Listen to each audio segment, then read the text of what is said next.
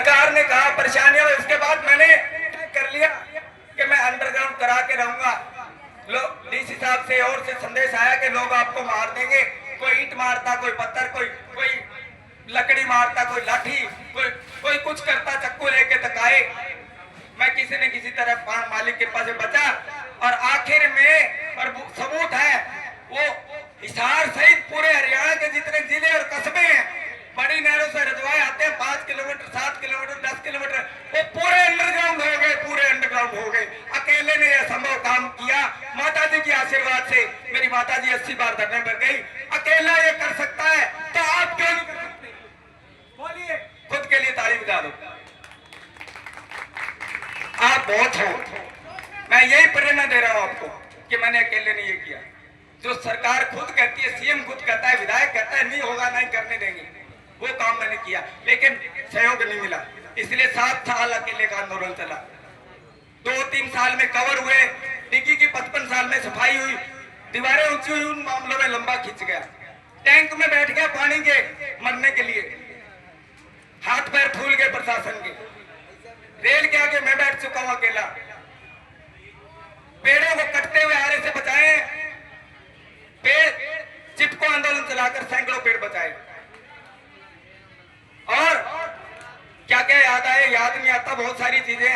लोगों की मदद करना, पीड़ितों की मदद करना, जिसका काम नहीं बनता वो शहर में मेरे पास भेज देते कि उसके पास जाओ, वो कहीं भी कुछ भी करवाएगा। मेरे सामने लोग आते, मुझे ले जाते दफ्तरों में, वहां 5-6 हजार रिश्वत तय होती, वहां रिश्वत नहीं लेते थे। बोले राजा हिंदुस्तानी है, जाओ जाओ जी आपको चाय पिलाते। 12 में क्या चक्कर था? बोले आपको ले जाने से हमारे 5,000 रुपए बच गए। ये खौफ हो गया उनके अंदर। तो साथियों, मैं यही बताना चाहता हूं, you can do everything, everything is possible.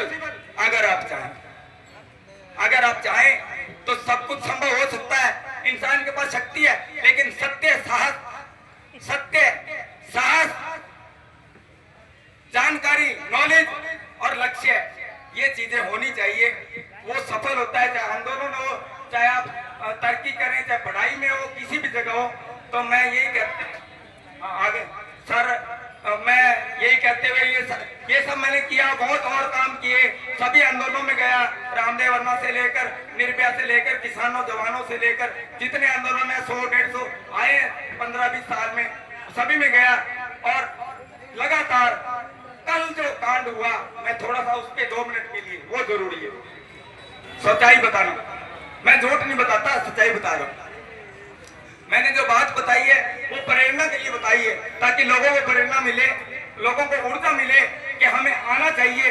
जब मैं हरियाणा से आ सकता हूं तो आप क्यों नहीं आ सकते? आपको भी आना चाहिए इस आंदोलन को सफल बनाने के लिए।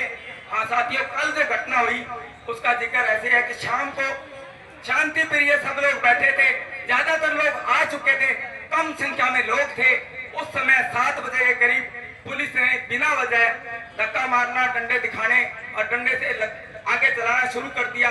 जब लोग चल पड़े और लाठियां पीछे से पड़नी शुरू हो गई, उन्होंने लाठी चलानी शुरू कर दी बिना वजह, बिना कोई चेतावनी दिए, बिना कोई बात के। कोई भी कुछ नहीं बोल रहा था, किसी ने कुछ नहीं कहा। मैं अपना नार्को टेस्ट कराने को तैयार हूँ, किसी ने कुछ नहीं कहा। डंडे बरसाने शुरू कर दिए और इधर से भागते तो आगे से पुलिस घेर घेर कर मार रही थी। ये डंडे मेरे मारे, इधर 2 डंडे लगे, फिर मैंने तीसरा डंडा इधर से आया, दूसरे ने मारा तो मेरे हाथ में तिरंगा था, वो नीचे गिर गया। और मैंने उठाने के लिए कोशिश की, हाथ जोड़े तो उन्होंने ये डंडा मेरे यहाँ मार दिया, बजाय उठाने देने के तिरंगा। तीसरा फिर हाथ जोड़े, जी देश का झंडा मेरे हाथ में, मैं हाथ जोड़ता हूँ, ये नीचे नहीं गिरना। फिर उन्होंने गाड़ी देते हुए मेरे पीछे पिछली साइड में ऐसे मार मार के मुझे आगे लेते गए। उन्होंने तिरंगे का भी अपमान किया, अपनी वर्दी का भी अपमान किया और मेरे डंडे मार मार के मैं बहुत बुरी हालत में था।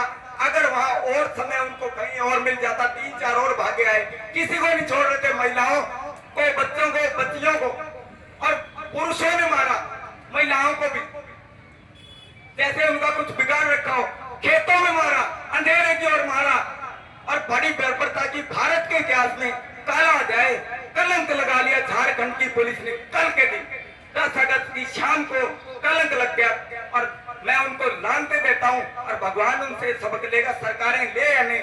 मानवाधिकार या कोई भी संस्था है देश में कोर्ट, तो उनसे हिसाब मांग सकती है। या हेमंत सरकार अगर सोचती है कि डंडे क्यों बरसाए, छात्रों के हित में फैसला करती है, तो वो भी हिसाब मांग सकती है। क्योंकि ऐसे दोषियों को बिना वजह छोड़ा नहीं जा सकता, जिसने बिना वजह, किसी की कोई वजह नहीं थी, कुछ भी नहीं था, उन्होंने डंडे बरसाए, सारा आपको पता है।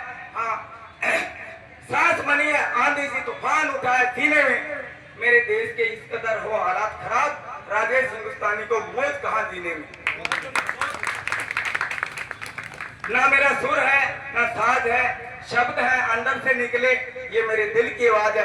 आपके लिए सोचते हैं झंडा छोड़ देगा, पहली बार 15 साल में झंडा उन्होंने गिरवाया, पुलिस ने डंडे मारकर उठाने नहीं दिया, लेकिन इतिहास गवाह है, सबको पता है कि राजेश हिंदुस्तानी ने झंडा ऊंचा रखा है, रखता रहेगा और आवाज उठाता रहेगा और डरेगा नहीं, और आपके साथ, देश के साथ हमेशा खड़ा रहेगा। जय हिंद, जय भारत, वंदे मातरम, इनकलाब जिंदाबाद, सत्यमेव जयते। जय जोहार, जय झारखंड, जय जवान, जय किसान, जय विज्ञान, जय हिंदुस्तान, जय इंसान, और आप सबकी जय हो। धन्यवाद आपका, और आप सब भाइयों के लिए जो हमारे अनशन पर है और जो पीछे सेवा में है और जितने सेवा में, सबके लिए ताली बजा दो। और जो नहीं आ रहे वो भी ज्यादा आए, आप आओगे सरकार झुक जाएगी, ये मेरा वादा है, डरना नहीं है।